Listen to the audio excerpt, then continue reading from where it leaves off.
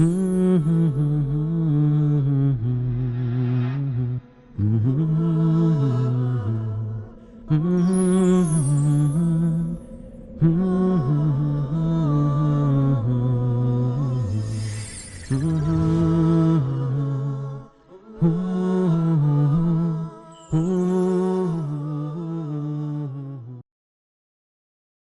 الله الرحمن الرحيم. الحمد لله رب العالمين، والصلاة والسلام على أشرف الأنبياء والمرسلين نبينا محمد وعلى آله وصحبه أجمعين.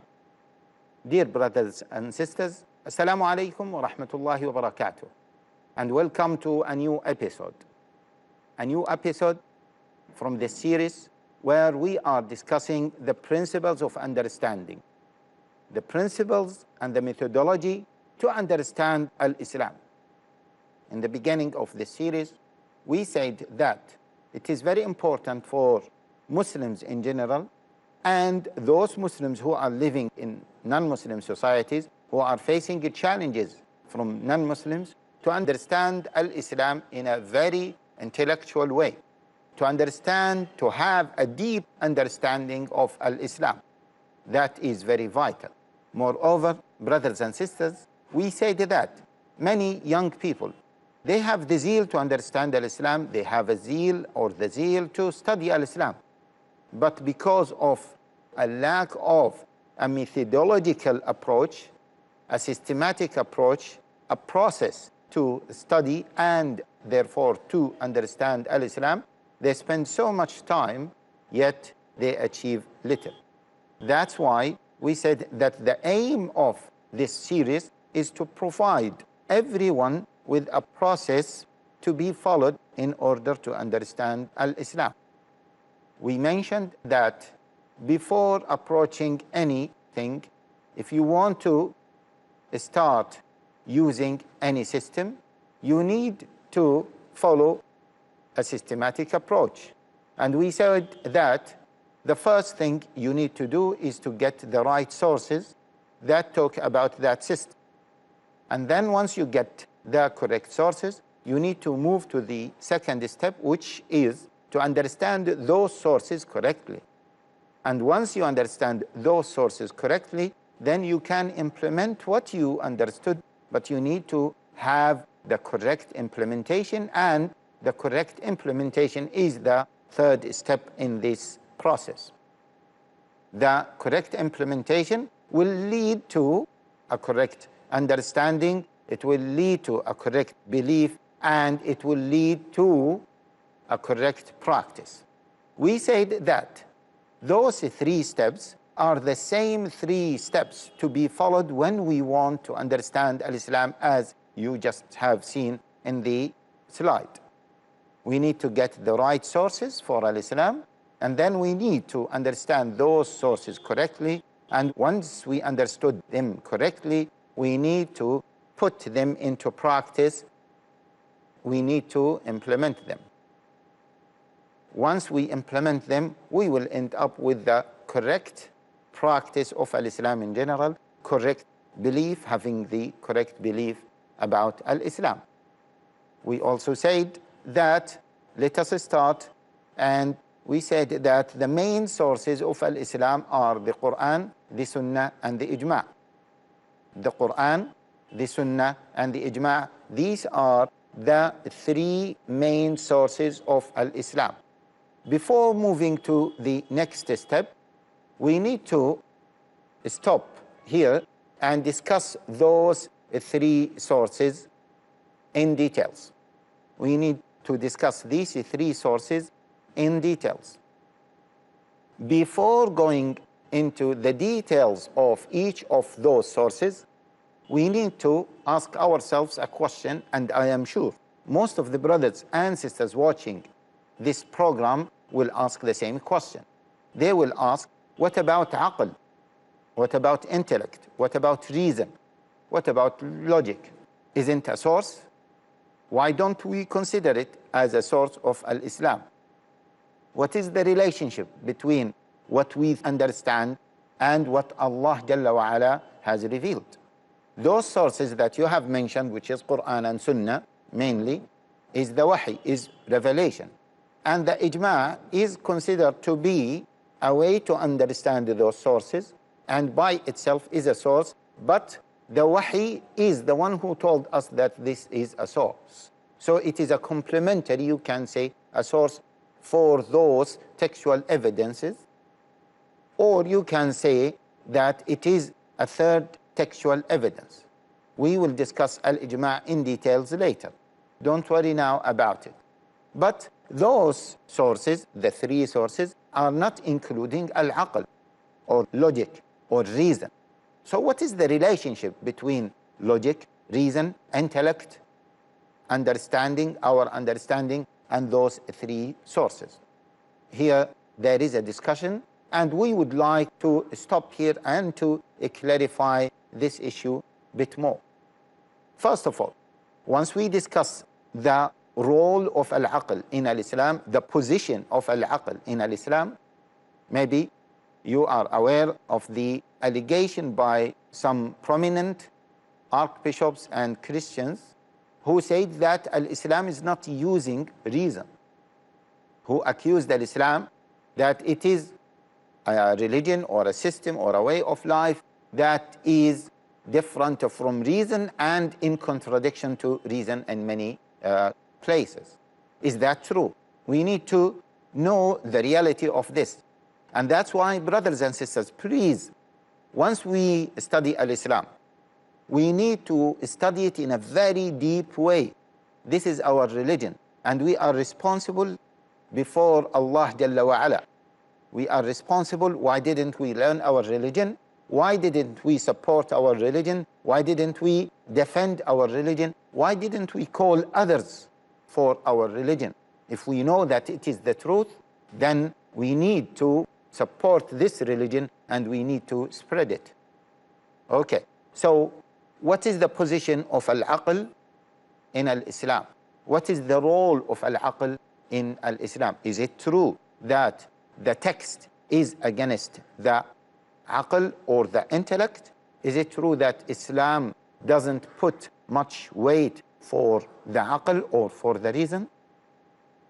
Brothers and sisters, I would like to appeal to you to read Al-Quran carefully and to see what is the position of al-aql in Al-Quran.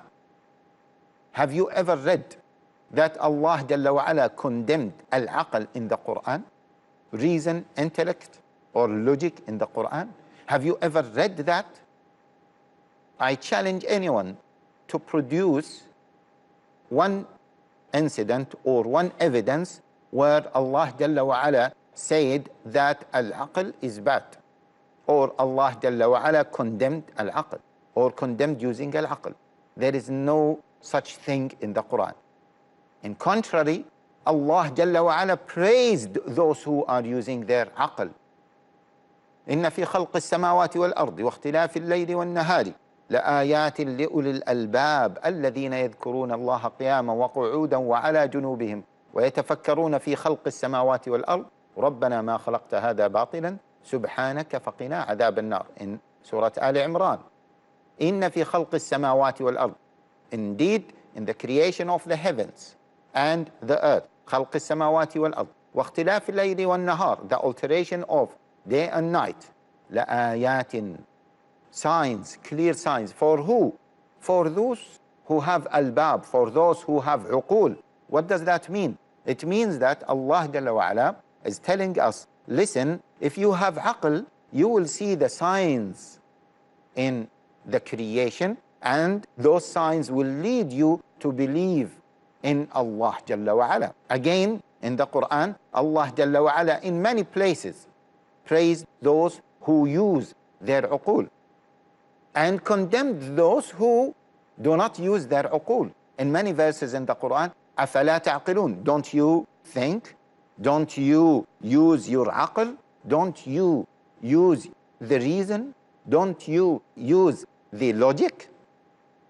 So, the using aql is something praiseworthy in the Quran, praiseworthy in the Sunnah of Muhammad sallallahu alaihi wasallam.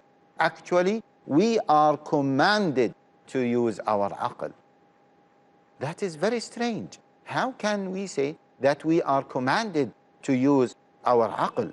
And many people think that we should not use our aql and we need to stick to the text. Let us break here and we will answer the question after the break. Assalamu alaikum wa rahmatullah.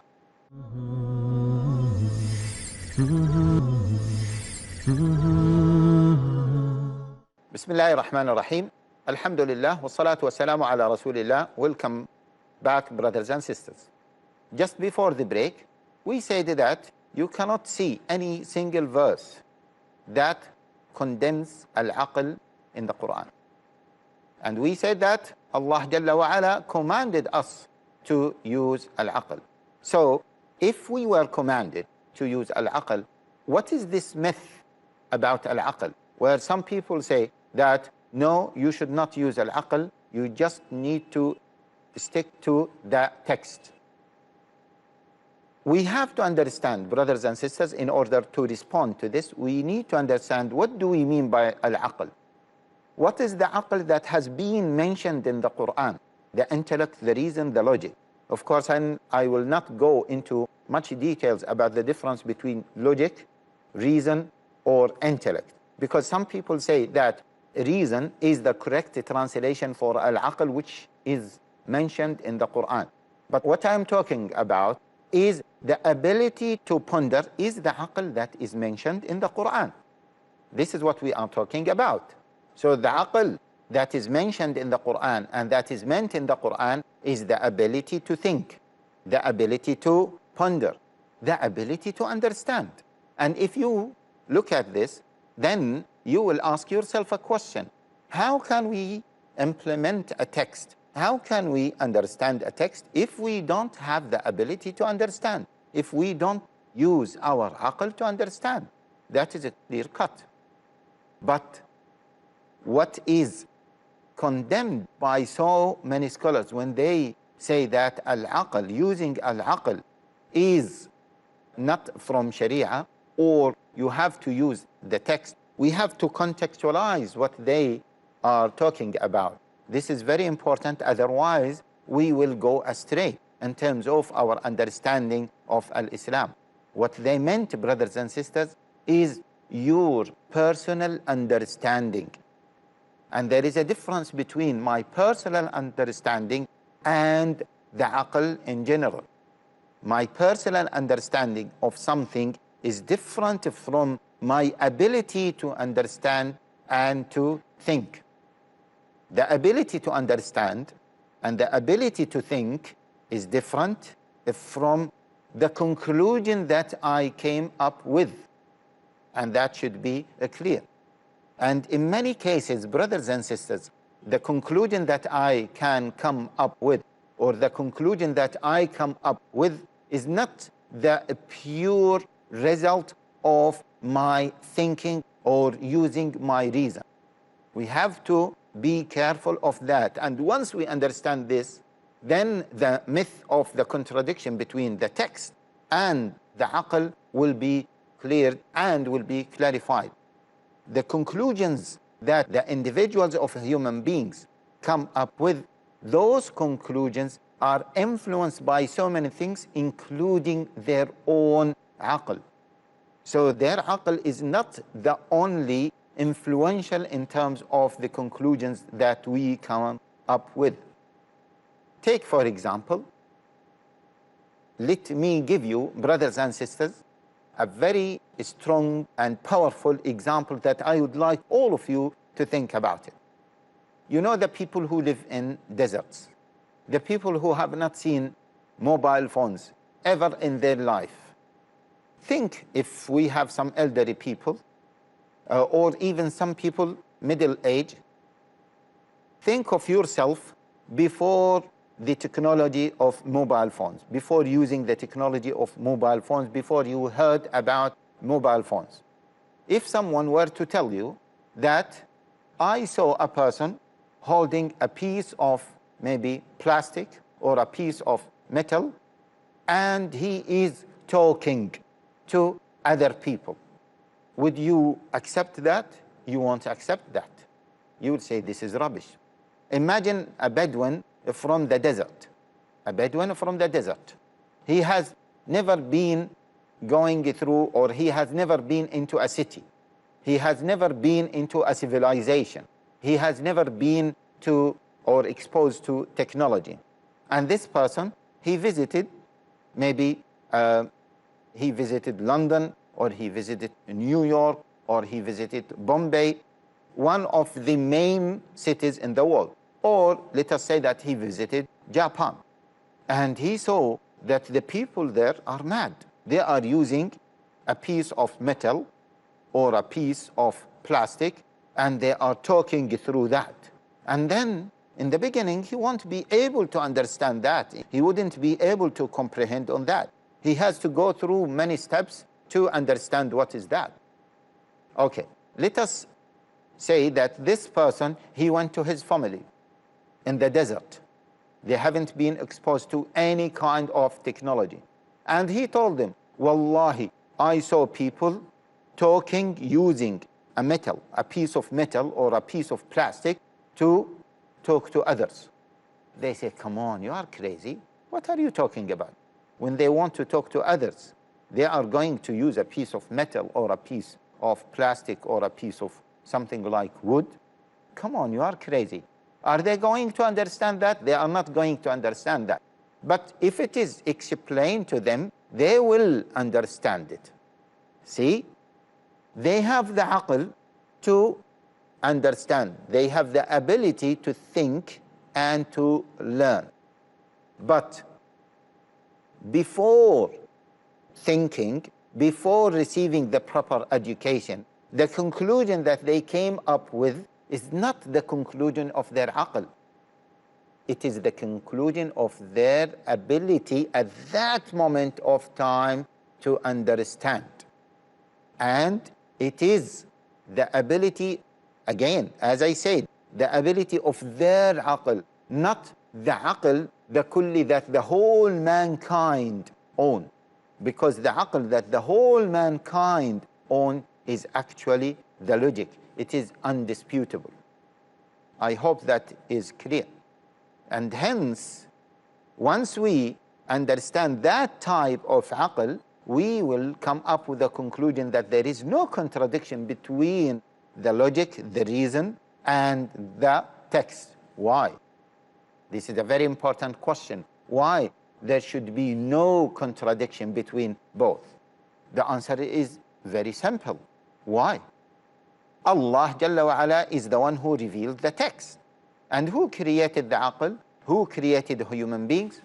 Allah Jalla wa Ala created them. Who gave them the aql? Allah Jalla wa Ala. Do you think that Allah Jalla wa Ala will reveal something in contradiction to the aql? No. Never. Okay, brothers and sisters. Once we say manat al-taklif, once we say that a sane person, he is mukallaf, means he is responsible for what he or she is doing. But an insane person, he is not a mukallaf, means he or she are not responsible for what they do. Is that true or not? Yes, it is true. Which means that the aql is the criteria where we can judge whether this person is responsible for his actions or for her action, or he or she are not responsible. In Sharia, the manat means the foundation, the criteria, or one of the foundations or one of the criterias for taklif, for responsibility, is the aql. Let me give you another dalil. Let me give you another proof that Sharia is considering the aql. Once we talk about the aims and objectives of Sharia, all of us heard this term, the aims and objectives of Sharia. And the scholars who talk about that, they said that the first aim is to preserve the religion or the deen. The second aim is to preserve the life. And then they mentioned what? Preservation of aql. Preservation of aql means the Sharia is aiming to preserve our ability to understand, our ability to think. And this is the first type of aql that we have mentioned. We all know Allah Jalla wa Ala made drinking alcohol prohibited. يا أيها الذين آمنوا لا تقربوا الصلاة وأنتم سكارى حتى تعلموا ما تقولون. Don't start your prayer while you are intoxicated until you know what you are talking about. Subhanallah. Means being an intoxicated, you won't be able to understand or to think of what you are saying. And that's why the Sharia prohibited that and considered it muskir, kullu muskirin khamrun wa kullu khamrin haram. As the Prophet ﷺ said, each drink that intoxicates, or each thing actually, whether it is food or drink or maybe something else, that intoxicates. So you become intoxicated that you don't know what you are doing, you don't know what you are saying, means the ability to think is not there anymore. That is prohibited. And because of this, we concluded that the Sharia is very keen to preserve our ability to what? To think and to ponder. Let me summarize what we have discussed before the end of this session. What is the condemned aql? We hear that so many people are condemning aql. We are talking about the aql, which is the conclusion that our individuals came up with. And we call these conclusions as the aql. And that is not really the aql. We said that the conclusions we come up with are what? Are influenced by so many factors, including the aql. The aql is not the only criteria that has influenced those conclusions. And remember, brothers and sisters, the example that I have mentioned to you, which is the Bedouin who went to a city. He could understand how people are using mobile phones in general. He went and he explained that to his people who have never been into this experience. In the beginning, they rejected that. And they said that is against aql, that is against reason, that is against logic. No, they are wrong. That is not against logic, that is not against reason, but that is against the conclusion they came up with, which is influenced by their experience, and it is also influenced by what they have went through in their life. That is the aql that is condemned. Once we understand that, brothers and sisters, the myth of the contradiction between aql and naql will be resolved, and there will be no contradiction between both. Let us stop here because we are coming to the end of this episode, and inshallah in the coming episode we are going to talk about another source for Sharia, or let me say another possible source of Sharia. Until then, I would like to ask Allah Jalla wa Ala to keep us on the right path. Wassalamu alaikum wa rahmatullahi wa barakatuhu.